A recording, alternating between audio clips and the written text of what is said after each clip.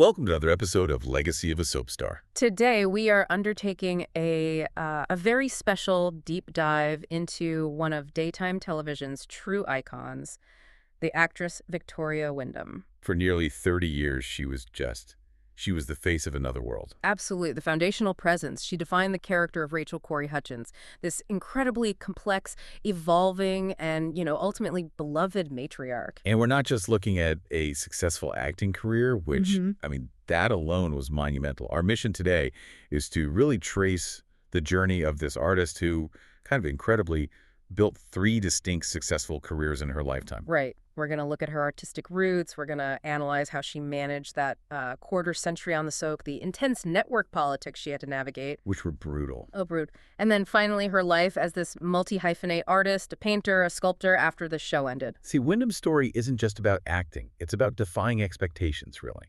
It's about anchoring a show through total chaos and then having the courage to pivot not once, but twice deep into her life. She's just a compelling case study in artistic longevity and personal integrity in what can be an incredibly demanding industry. She is a perfect example of an actor whose career really mirrored and honestly sometimes drove the evolution of the whole daytime medium. So to understand her impact, we have to start at the beginning. Let's do it. Okay, let's unpack this. So Victoria Wyndham, she wasn't born Victoria Wyndham. No, she began life as Victoria Camargo. She was born in Chicago back in 1945 and then raised in Bridgeport, Connecticut. And the key thing, right, is that her connection to the arts was immediate. It was in her blood. It was. It was deeply rooted. Her father was the actor Ralph Camargo, a very established actor. So she grew up just steeped in the theater. She understood the life of a professional performer from the inside out. Yeah, this wasn't some, passing fancy. She talked about this heritage tracing back to the 17th century, a very long view on the tradition she was inheriting. And she definitely had the formal training to back it up. She graduated from Bennett College and then, boom, right into the professional theater scene in New York. Which was incredibly competitive. Incredibly. And this is where we see the first signs of just what kind of talent we're dealing with.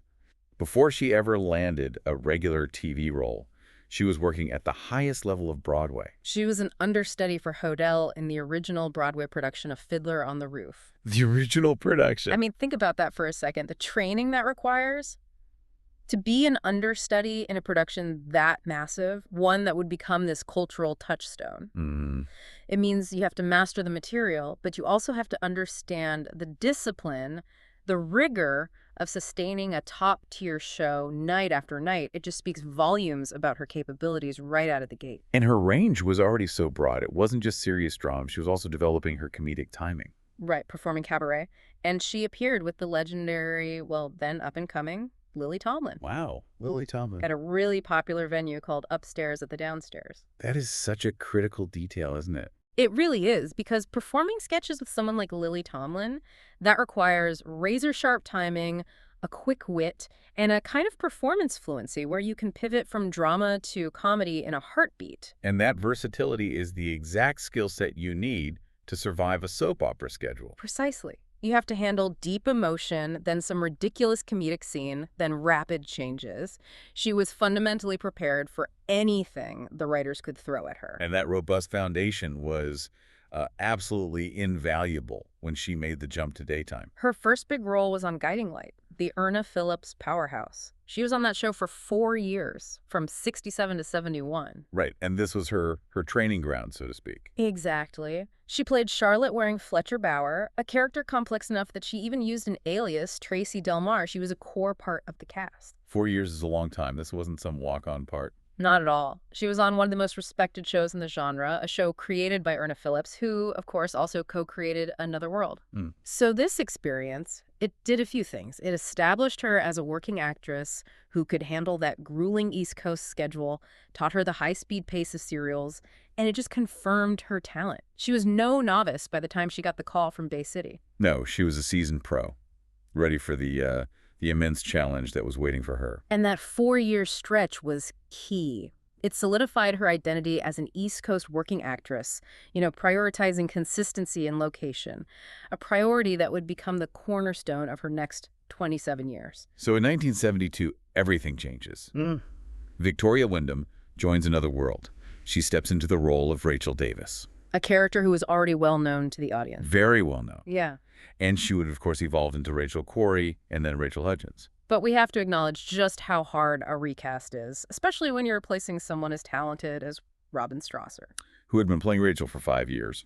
She'd established the character as this core antagonist. So when an actor steps into a role like that, the pressure is immense. You risk the audience just constantly comparing you to the original, pining for them. And the pressure was even higher because the producers didn't want her to imitate Robin Strasser. No, she was explicitly brought on with a mandate. Take the character in a different direction. She said she had to watch some of her predecessors' work just to get the baseline, and then deliberately throw it away to carve her own path. She estimated it took a full year to win over the audience. A full year. And the result of that creative freedom was, it was transformative. When Wyndham arrived, Rachel was your classic soap villainess, manipulative, troublemaking, a schemer. But Wyndham's version, with the help of some really visionary writing, started injecting these layers of vulnerability and nuance and this emotional complexity into that scheming. And this evolution is what made her a legend. Over time, that character dramatically shifted from the troubled schemer into a powerful, emotionally rich, and ultimately respected matriarch and heroine. She was never sweet, though. That's what was great. Never. She kept those vital, engaging edges. She could be sarcastic, she could be manipulative if she was defending her family, and she was intensely funny. And that arc is, I think, rightly celebrated as one of the most successful long-term character evolutions in the history of soap operas. Absolutely. And we have to give credit to writers like Harding LeMay, who was on the show for, 7 critical years in the 70s and 80s? Right. LeMay saw Wyndham's potential and just seized it. He expanded Rachel's role and constructed this enduring myth of the character that would sustain the show for decades. And the centerpiece of that myth, the relationship that really grounded her and allowed her to become a heroine, was her romance with the publishing magnate Cory. Played by the great Douglas Watson. Mac and Rachel weren't just a super couple. They became the moral and emotional cornerstone of another world. Their love story gave Rachel the stability and the context she needed to move past her troubled beginnings. Their on-screen chemistry was just phenomenal. It was an anchor that kept millions tuning in. An anchor that was severely tested in 1989. When Douglas Watson passed away. Yeah. And the immediate question for the producers, a question that could have ruined the show, was, do we recast McCory? And the decision was made pretty fast, wasn't it? Instantly. Yeah. Wyndham said it plainly. Some people are truly irreplaceable, and Douglas Watson was one of them. And that was such a powerful statement about the integrity of the show's storytelling. It speaks volumes. I mean, in a genre that's built on recasting and recycling storylines, to honor that relationship by letting McCory stay gone, it mirrored real life. It added this sense of permanence and gravitas to Bay City. She said it was similar to when Constance Ford, who played Ada, passed away. Some roles were just sacred. They were. And that choice ensured Rachel's evolution as a widow and a single matriarch felt authentic. Her life after Mac required another huge evolution, making her the sole anchor of the Cory family. She had to get tougher, more pragmatic, but still vulnerable. Which was the perfect setup for her next great dramatic challenge, which often came in the form of Carl Hutchins and eventually the ultimate test of her acting skills. Okay, so by the mid-90s, Victoria Wyndham is firmly established. She's the powerful, respected heroine of Bay City. But then, in 1995, she decides to take on one of the most demanding plots in all of daytime. The dual role. The dual role. This is the introduction of Justine Duvalier. Who was this unstable, vengeful, former lover of Carl Hutchins, played by the incomparable Charles Keating, and she just happened to look exactly like Rachel. The evil twin trope, basically. Right, but executed with this immense, dramatic seriousness. Wyndham described the challenge pretty simply. It was twice as much work. I can only imagine. She'd shoot entire days as one character, then have to immediately change hair, makeup, wardrobe, and just fundamentally alter her entire physical presence to play the other. She said it felt a little schizophrenic. But what's so fascinating is how much she loved playing Justine. She relished it. Yeah, she found playing the villainess to be immense fun. She called Justine psychotic, naughty, a little bent. For her, playing the bad girl was this vital professional stretch. And she said, for a villain, the sky's the limit dramatically. As Rachel, the heroine, she had all these moral constraints. But as the psychotic Justine, she had total freedom to be unpredictable and explosive. And that freedom led to some intensely convincing performances, Yeah. so much so that the audience started blurring the Oh, lines. yeah. She told this great story about a fan confronting her in a store, completely confusing her with Rachel Cory, believing that Rachel was truly upset about what was happening on the show. That kind of interaction just shows you the depth of the audience's investment. It wasn't just convincing, it felt real to them. So when Justine took over, kidnapping and replacing Rachel, the fans went into a full-blown panic. A total panic. She had to actually reassure viewers. Fans were genuinely worried their heroine was going to be killed off. She confirmed that in interviews at fan events, she had to literally promise worried fans that, don't worry, Rachel will be back very shortly. She's going to escape. The audience just couldn't handle the thought of their anchor character being permanently replaced. And this brings up a great point about soap opera fandom. Viewers showed this intense loyalty to Rachel. They were uncomfortable seeing Miss Wyndham play anyone else. But she had the perfect counterpoint, right? She did. She said, if you're playing a successful heavy on a soap, the audience has to enjoy hating her. If they really hate the character and just want them gone, then you've succeeded as an actor. And the fans proved it.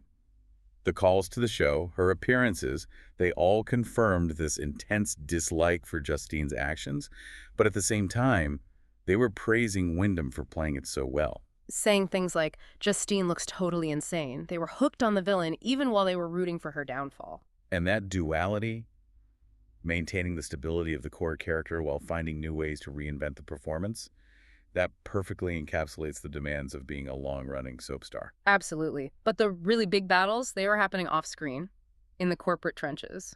So Victoria Wyndham's incredible 27-year tenure, right up to the show's cancellation in 1999, that wasn't driven by typical Hollywood ambition. It was a very personal, deliberate choice. It was rooted in family. She made a conscious decision to be an East Coast family person. She said it explicitly. The demanding but geographically stable schedule of a soap was a great gig for a working actress who wants to bring up her children and be home every night. She actively avoided film roles, nighttime roles that might have taken her away for weeks or months. For her, it was the perfect balance. A great job that paid well but still allowed her to be a regular mom. Home for homework, home for dinner. And that dedication anchored her to the show, but it also kind of forced her into this unexpected leadership role. Yeah, because of the high turnover that plagued Another World in its later years, especially with writers and producers, Wyndham, as the longest-running anchor, she became the unofficial keeper of the character. A keeper of the show's history. Exactly. And that role was crucial because new administrations, new writers, they often showed this startling ignorance of the show's decades-long history. Which led to what she called weird things happening to characters. She gave specific examples of this continuity breaking down, which just alienated the loyal audience. I mean, imagine the absurdity of a powerful character like Iris suddenly disappearing to prison with incompetent lawyers. Or Amanda just abruptly leaving the show with no logical explanation at all. So as the keeper, Wyndham felt she had to step in. She would push back. She'd argue that if a writer was going to change a character's long-established history, like forgetting who a character truly loved, she had to remind them of the show's canon. She was fighting for the integrity of Rachel and the entire world of Bay City. She knew the audience was invested in that shared history. And this fight really stemmed from her resistance to what she called the common wisdom among TV executives. And that wisdom, tragically, was the belief that they didn't need to care about the show's complex history or its incredibly loyal, multi-generational audience. That kind of thinking struck her as extraordinarily short-sighted. And she was right. Yeah. She understood that soaps were watched across generations. Grandmothers got their daughters hooked, who then got their daughters hooked. Right. That existing base was the financial backbone of the show. So to deliberately alienate them just to try and attract younger viewers, it was self-defeating. It risked collapsing the whole thing. And that internal struggle for quality was just a small reflection of the monumental political infighting that ultimately doomed the show. The real war was between the network, NBC, and the show's producer, Procter & Gamble, P&G. And Wyndham was right in the thick of it. She felt that NBC was actively sabotaging the show. She concluded their ultimate goal was cancellation. They just didn't want to share the profits with P&G, who owned the production rights. It was purely business, a turf war over ownership. So as the show is struggling, the cancellation axe is looming. Wyndham steps up with this astonishing and revolutionary proposal. She knew the jobs of almost 300 crew members were on the line, people she felt responsible for. And using her reputation as a good storyteller, she developed this intricate storyline idea designed to, quote, revolutionize the medium. And this wasn't just a pitch to save the show. It was a vision for the future of commercial television. Her core proposal was audacious. Completely audacious. Eliminate traditional commercial breaks by breaking the fourth wall. So how would they pay for a straight hour of programming? By integrating P&G products directly into the scenes via product placement, and doing it comically. So you'd have Rachel, while she's painting, having a funny in-character discussion about a detergent. Or Carl Hutchins making some witty comment while using a branded cleaning product. The genius of it was that it would create a straight hour of programming, so viewers wouldn't flip channels during the breaks. It would secure the audience. In a time of growing competition. Right, and P&G's reaction was immediate enthusiasm. They were reportedly seeing dollar signs. They got it. They got it. They gave her the go-ahead, flew her to California to present this radical concept to the NBC executive. And NBC, tragically, rejected it. They did. Wyndham suggests the network was scared to death it would be successful. They preferred to just take the show off the air after 35 years, which happened June 25, 1999, rather than give up ownership control or adopt a successful model they didn't create. It's a profoundly prophetic moment. Absolutely. I mean, this is before streaming, before integrated YouTube sponsorships became the norm. Wyndham was proposing the exact model of monetization that dominates digital content today. She was fighting tomorrow's industry battles yesterday, and she was thwarted by corporate short-sightedness. On a more personal level, she also had to constantly fight against the stigma of being a soap actor. Oh, that unfair label. She told a story about filming an NBC Movie of the Week in 1995, Terror in the Shadows. Right. She said the director, who she called an old Hollywood director who had clearly never watched daytime, he assembled the cast, many of whom were soap trained, and his opening line was, "Now I don't want any of this soap acting." That must have been so frustrating. But she turned it into a teachable moment. She proudly demonstrated that the intense daily training of soap production makes actors unbelievably efficient. They are masters of preparation and execution. Unlike film sets where you do take after take, soap actors were trained to nail complex, long scenes in 1 or 2 takes. Which saves production companies huge amounts of money and time. She said it only took the director a few days to realize that her soap training was actually a mark of professional speed and capability, not a negative. And not only that, soap actors can absorb and deliver massive amounts of dialogue so quickly. It lets directors get so much more in the can per day. It just proved that the skills required to anchor a daily serial are fundamentally different and often, more rigorous than those for film. Okay, so Victoria Wyndham's professional identity was never just contained within a TV studio. She was always maintaining this other artistic life. A true multi-hyphenate artist. She's an accomplished painter and sculptor. And she actually integrated this personal talent right into her character's backstory. Rachel Cory was written as a sculptor on the show, and Wyndham did a lot of her own on-screen work. She created the pieces that Rachel was supposedly working on. And this wasn't just like a background prop. Not at all. One of the sculptures she created for the show transcended its fictional role and became a permanent piece housed in the Smithsonian. Wow. That is an almost unheard of crossover.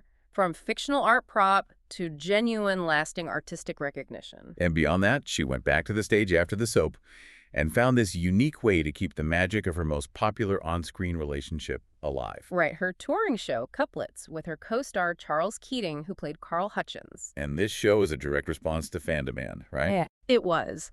On Another World, Rachel and Carl's courtship involved exchanging poetry, and the fan mail about these intellectual exchanges was just voluminous. So they created Couplets. It was a concert that featured spoken word, poetry, prose, and song. And it let fans see that amazing chemistry between Carl and Rachel in a real, intimate, theatrical setting. The reception was incredible. Phenomenal. She told stories about being mobbed in places like Newport, Rhode Island, with fans hanging out of cars yelling, "It's Carl and Rachel!" That's amazing. Even getting a single fried egg on a plate from teenagers at an IHOP, it just highlights the sheer joyous intensity of that fan connection. But then, after Another World was canceled, she went through a really significant professional and personal crisis. Yeah, after dedicating almost 30 years to the show and her family, the end of the show and her children growing up, it left a huge void.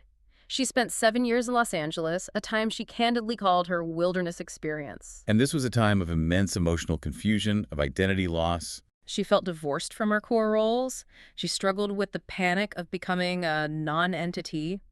She wasn't a working actor in that same capacity. She was no longer defined by Cory, and her identity as a full-time mother had shifted. It sounds like a true moment of existential reckoning. She'd built her life around this incredible balance, and when the professional side was suddenly gone, the whole thing was shattered. And the rescue, surprisingly, came through art. But two-dimensional art, which she hadn't formally pursued before. Your son suggested it, right? Yeah, he did. She enrolled at UCLA and found a painting class taught by the artist Joe Blystein. And meeting him became the catalyst for her third career. He recognized her talent, encouraged her purely as an artist, and she just worked with him nonstop. She started painting these large-scale wall-size pieces. And this intense creative outlet, born out of necessity and panic, is what ultimately pulled her out of that personal funk. It gave her a new source of identity that was entirely her own. She credits that pivot to reading a biography of the sculptor Louise Nevelson, who also successfully transitioned from acting to fine art. That realization that life is long and an artist doesn't have to stick to just one career, it validated her choice to prioritize family early on and then radically reinvent herself. And that artistic legacy she nurtured is continuing so powerfully through her family. It is. Her 2 sons are in the performing arts. Christian Camargo is a successful actor, and her other son is a photographer and director. It just confirms that deep-seated artistic tradition in her family. Reflecting on the wider industry, though, Wyndham was always very clear-eyed about the difficulty for actors, especially women over 50, to find consistent roles in Hollywood. She called out the industry's lust for youth. And its tendency to see the world through a young man's gaze, which sidelines experienced talent. And yet she remains so pragmatic about it all. She notes her preference for quick, live work, like theater, over the slow, stop-and-start pace of film acting. Which she confessed she never enjoyed anyway because she was too impatient. And despite her incredible fame, she now just values having her anonymity back. She enjoys just going back to being a person. Although she still gets recognized. And she shared that hilarious story of being mistaken by a toll taker for Robin Strasser. The very actress she replaced, decades later. It's just a perfect ironic moment that encapsulates the strange, shared history of the genre. What really stands out about her final wisdom is her unshakable belief in instinct and principle.